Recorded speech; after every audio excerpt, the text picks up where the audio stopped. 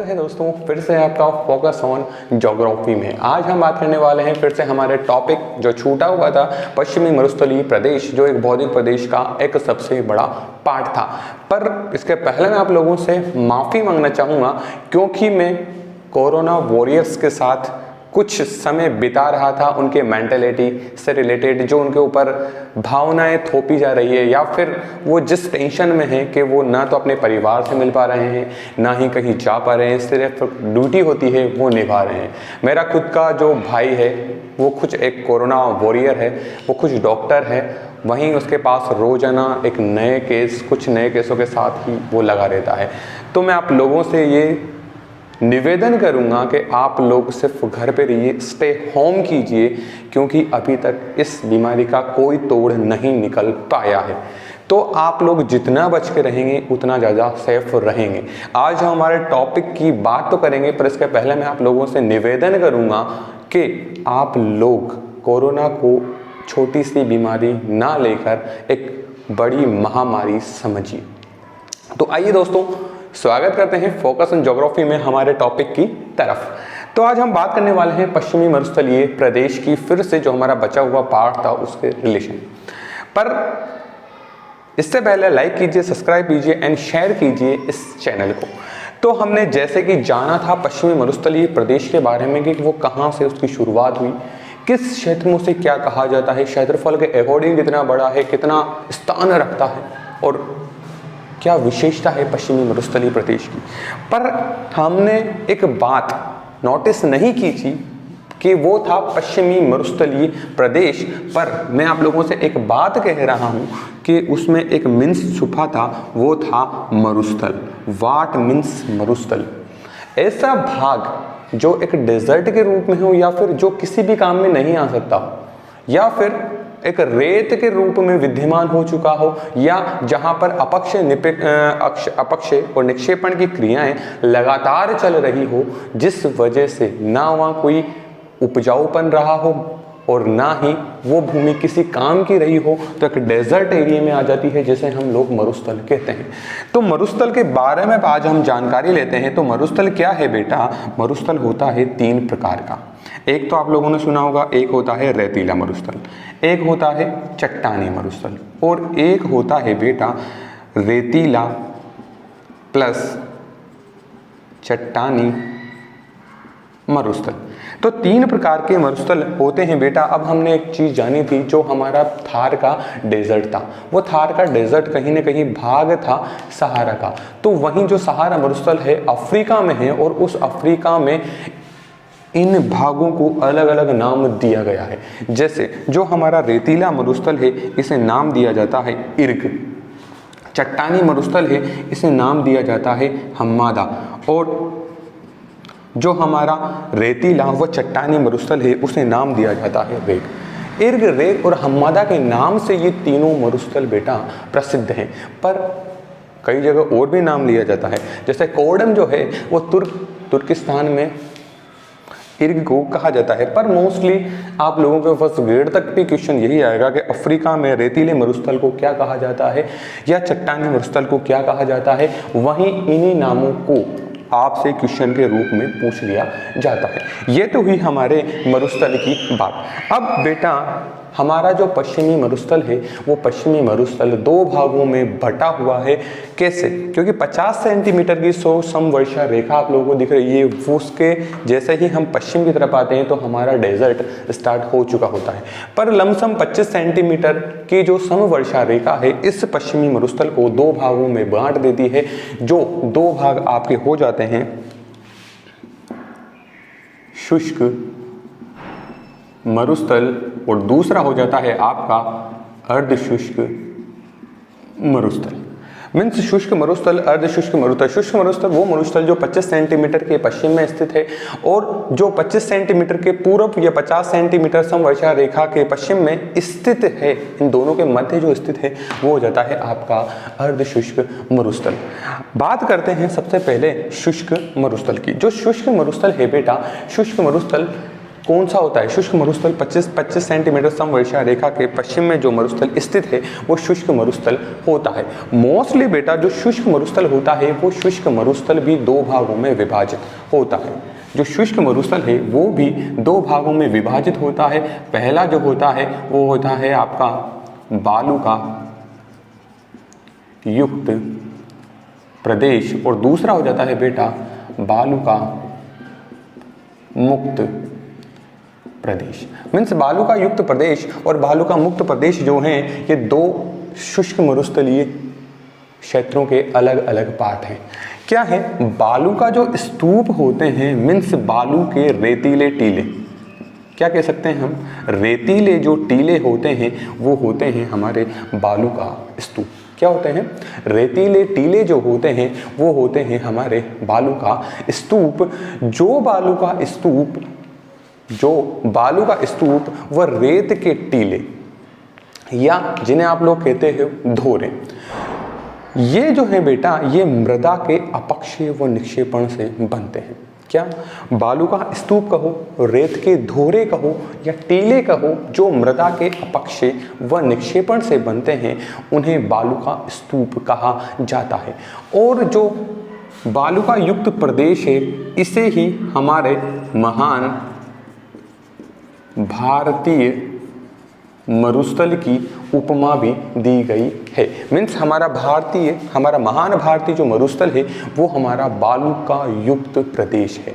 Mostly इसमें बेटा क्या क्या जुड़ जाता है? हमारा बीकानेर जुड़ जाता है, हमारा बाड़मेर जुड़ जाता है, जैसलमेर जुड़ जाता है, यहाँ तक चूरू नागौर का कुछ क्षेत्र आता हुआ और श्री गंगानगर का क्षेत्र इसमें सम्मिलित हो जाता है। अच्छा, आप लोगों को एक चीज़ बताऊँ, जो बालू का स्तूप होते हैं बेटा, ये जो बालू का स्तूप होते हैं इन्हें क्या कहा जाता है?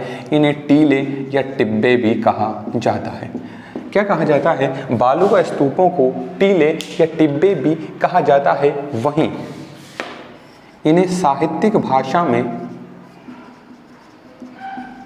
क्या कहा जाता है? इन्हें साहित्यिक भाषा में बेटा धोरे कहा जाता है। साहित्यिक भाषा में इन्हें धोरे कहा जाता है, वहीं स्थानीय भाषा में इन्हें धरियन कहा जाता है। स्थानीय भाषा में क्या कहा जाता है? इन्हें धरियन कहा जाता है। अब जो बेटा हम बात करते हैं आगे, बालू का स्तूप जो होते हैं बेटा, बालू का स्तूप भी दो प्रकार के होते हैं। क्या होते हैं? ये जो बालू का स्तूप होते हैं ये भी दो प्रकार के होते हैं। पहला तो हो जाता है आपका अनुदैर्घ्य, वो दूसरा हो जाता है आपका अनुप्रस्थ।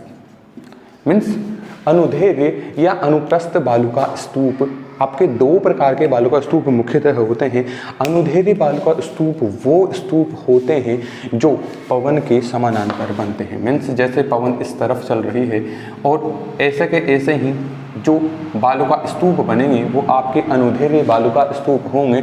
और जब पवन के सामने कोई बालू का स्तूप का निर्माण होगा वो आपका अनुप्रस्थ बालू का स्तूप होगा। जैसे आपके बरखान हो जाते हैं, सीप हो जाते हैं, ये आपके जो होंगे वो अनुप्रस्थ बालू का स्तूप होते हैं। जो बालू का स्तूप होते हैं बेटा, कई बार आपने देखा होगा बालू का स्तूपों के ऊपर एक लहरदार परतें जमी रहती है। जो लहरदार परतें होती है उन लहरदार परतों को क्या कहा जाता है?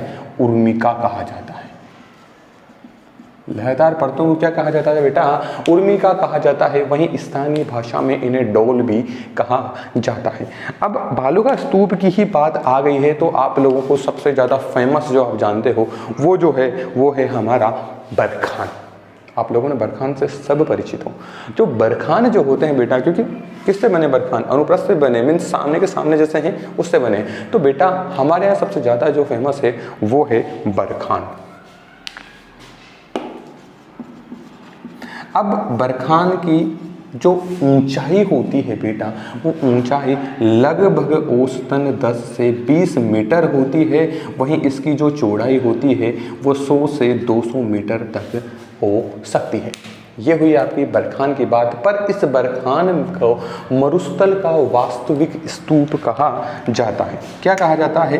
मरुस्थल का वास्तविक स्तूप। मरुस्थल का वास्तविक स्तूप किसे कहा जाता है? बरखान को कहा जाता है। क्यों कहा जाता है?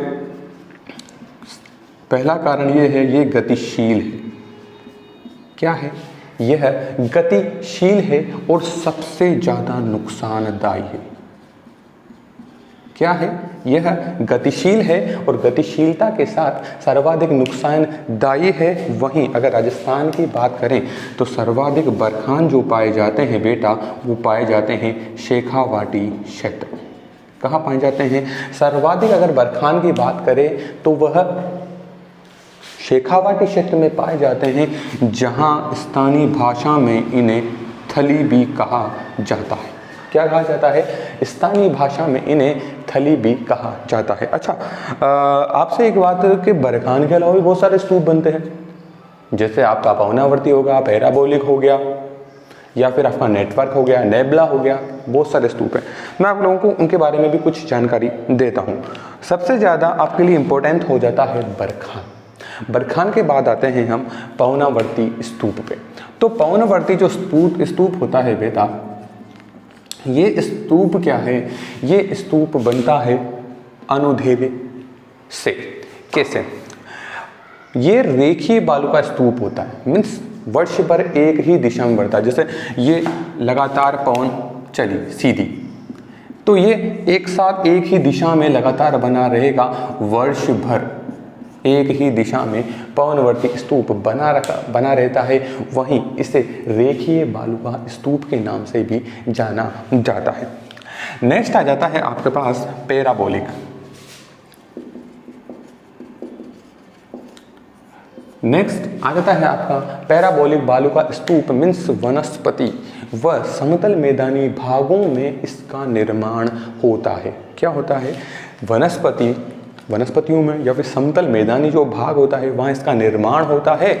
और जो इसकी आकृति होती है, उस आकृति के लिए यह जाना जाता है, क्योंकि ये मुख्य तरफ जब बनता है तो इसकी आकृति बन जाती है हेयर पिन की तरह। कैसे बन जाती है? हेयर पिन की तरह। ऐसे ही एक होता है बेटा तारा बालू का स्तूप। मीन्स क्या होता है? ये एक स्टार के समान बनता है। कैसा बनता है? ऐसा बनता है।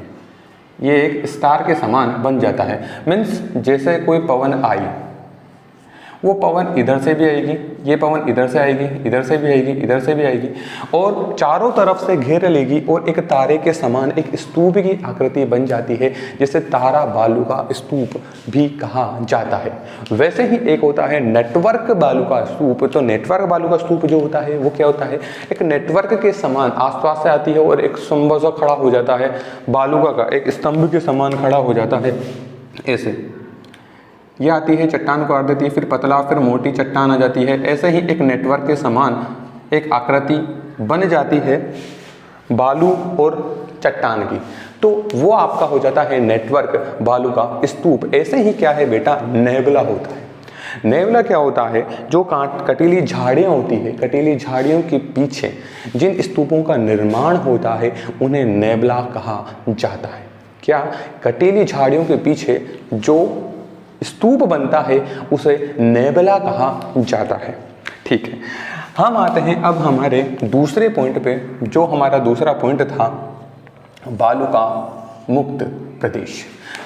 इससे यही सीधी सीधी बात आपके सामने आ रही होगी कि मोस्टली जहाँ पर बालू का रेत नहीं होगी वो प्रदेश जो होगा वो बालू का मुक्त प्रदेश होगा। मीन्स या फिर ऐसा हो सकता है जहाँ पर चट्टानी मरुस्थल पाया जाएगा वहाँ पर बालू का स्तूपों को, मीन्स बालू का स्तूप सबसे कम होंगे, चट्टानी मरुस्थल में सबसे ज़्यादा बालू का स्तूप कम होंगे और ये बालू का मुक्त प्रदेश में बनेंगे।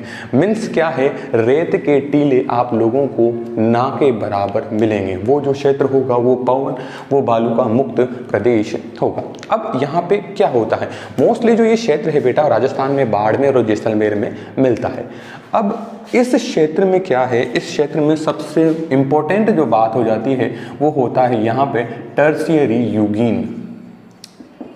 टर्शियरी युगीन चट्टानें पाई जाती हैं। मीन्स टर्शियरी काल में जिन चट्टानों का निर्माण हुआ था वो चट्टानें यहाँ पाई जाती है, और इन चट्टानों के मिलने के कारण यहाँ पर प्राकृतिक गैस व तेल के भंडार हमें देखने को मिलते हैं। आप लोगों को जैसे ही मैं खनिज पढ़ाऊंगा वहाँ आप लोगों को इस टर्शियरी युगीन चट्टानों से पहले अवगत कराऊंगा। तो जो बालू का मुक्त प्रदेश है वहाँ आप लोगों को मिलती है टर्शियरी युगीन चट्टानें। ये हुई हमारे शुष्क मरुस्थलीय प्रदेश की बात। अर्धशुष्क मरुस्थल पे जैसे ही हम चलेंगे, अर्धशुष्क मरुस्थल को भी 5 अलग अलग भागों में बांटा गया है। 5 अलग अलग भागों के साथ उसमें नदियाँ भी, अपवाद तंत्र भी शामिल है, अलग पठार भी शामिल है, नहर भी शामिल है। ये आपके इस भाग में सम्मिलित हो जाता है। पर मैं आप लोगों से ये कहूँगा कि साथ में इन टॉपिक्स को नोट्स बनाते चलिए, या फिर इस वीडियो को सेव करके रखिए, या फिर आप बार बार इन वीडियोस को लमसम 1 से 2 बार देखिए, जिससे ये सामने होगा कि ये जिन भी थॉट्स का हमने बात की है ये आप लोगों को याद हो चुके होंगे। क्योंकि क्वेश्चंस बेटा कहीं से भी नहीं बनते हैं ज्योग्राफी में। मैंने आप लोगों से पहले भी कहा था ज्योग्राफी में क्वेश्चन बनते हैं सिर्फ घुमा फिरा के, लैंग्वेज बदल। तो हम नेक्स्ट टॉपिक में बात करेंगे पश्चिमी मरुस्थल के अर्ध शुष्क मरुस्थलीय प्रदेश की। तो ज्वाइन कीजिए, सब्सक्राइब कीजिए और शेयर कीजिए, और साथ ही साथ में जिन भी लोगों की अगर आप लोग मदद कर सकें, सिर्फ मैं ये नहीं कहूँगा कितने लोगों की आप लोग मदद करनी चाहिए, सिर्फ ऐसा कोई इंसान आ जाता है आप लोगों के सामने जो भूखा हो या फिर जिसे ज़रूरत हो, तो आप लोग सिर्फ अपना 1% डोनेट कीजिए और उन लोगों की सहायता कीजिए। क्योंकि सिर्फ एकमात्र भारत एक ऐसा देश है जहाँ पर एक दूसरे का हम हाथ पकड़कर साथ चलकर एक दूसरे की मदद कर सकते हैं। तो मैं आप लोगों के साथ फिर से बना रहूँगा फोकस ऑन ज्योग्राफी में, और लाइक कीजिए, सब्सक्राइब कीजिए एंड शेयर कीजिए। जय हिंद, जय भारत दोस्तों।